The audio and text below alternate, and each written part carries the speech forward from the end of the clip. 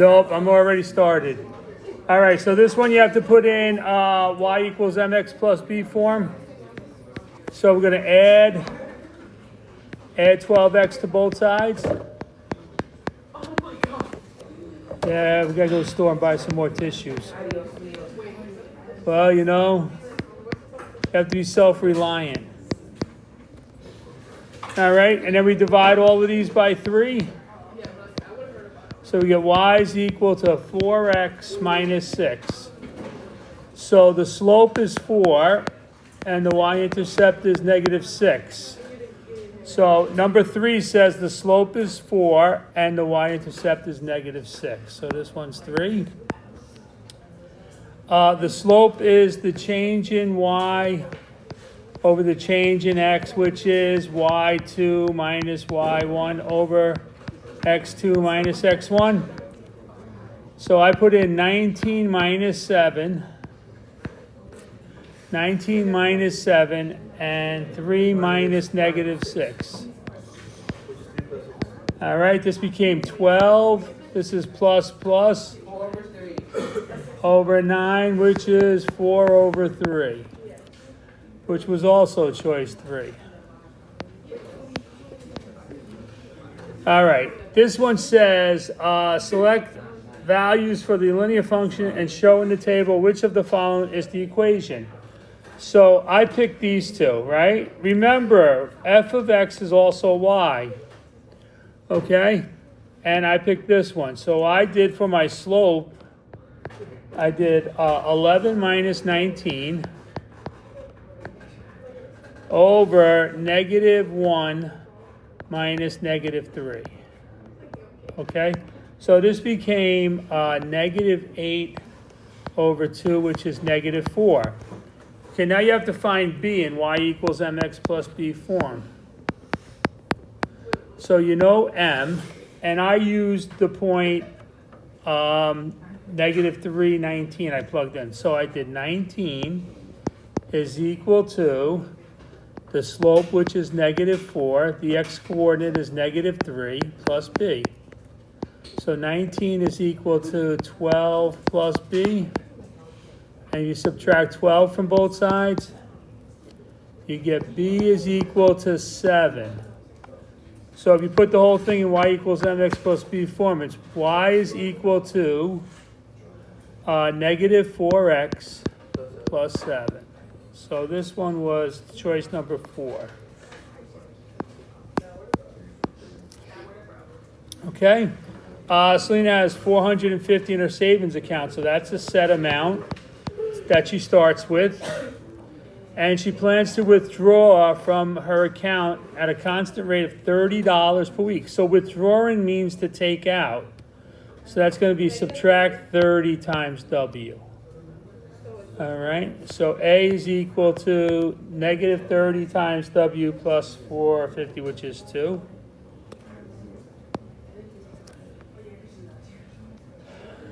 A vertical line. Vertical lines are, if we have the y and the x coordinate, vertical lines go up and down. So all these x's are the same. So it's equal to x equal to, the x coordinate is 7. So this is 2. All right, next page. All right, for this one, we have to find the common difference, which is 13 minus 7, which is 6. Okay, so the common difference, it's the initial amount, which is 7, plus, we're looking for the 23rd term. So we're going to take the common difference and multiply it by 23 minus 1. Okay, so 7 plus 6 times 22, which was choice 1. This is 1. All right, so this one, the first thing they actually do is put it into y equals mx plus b. The first question, right? So again, you have to add 3x, get the x on the other side away from the y. So if 2y is equal to 3x minus 4, then we're going to divide by 2, divide by 2, divide by 2. Y is equal to 3 halves x minus 2. Okay, so that's worth 2 points tomorrow. Just get an equation like that. The second part says to graph it. Well, we can graph it from its slope. Yes. So we're going to go up 3, and we're going to go right 2. And our starting point is going to be negative 2. So we're going to be negative 2, up 3, 1, 2, 3, 1, 2. 1, 2, 3, 1, 2. 1, 2, 3, 1, 2. All right, then we go down 1, 2, 3, 1, 2. And we're going to make this line through there. All right.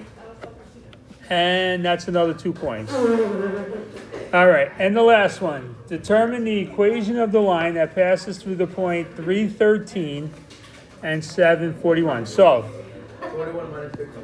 first thing we're going to do is find the slope. The slope is equal to 41. We're going to call this x2, y2, x1, y1. So this is 42, y2 minus y1 minus 13. Wait, 41. Oh, yeah. Thank you, see? You saved me ridicule and embarrassment later. All right. Over 7 minus 3. 28. 28 over 4, which is 7. Over 1. 7 over 1, right? So now we have to write it y equals mx plus b form. So we have the slope, right? This is m. And I'm using 313. So I'm going to put in 13 for y is equal to 7 times 3 plus b. 13 is equal to 21 plus b. Subtract 21 from both sides. And b is equal to negative 8. So, on that very first quiz, a lot of people stopped right here, but you have to put it all together. Y is equal to the slope times x minus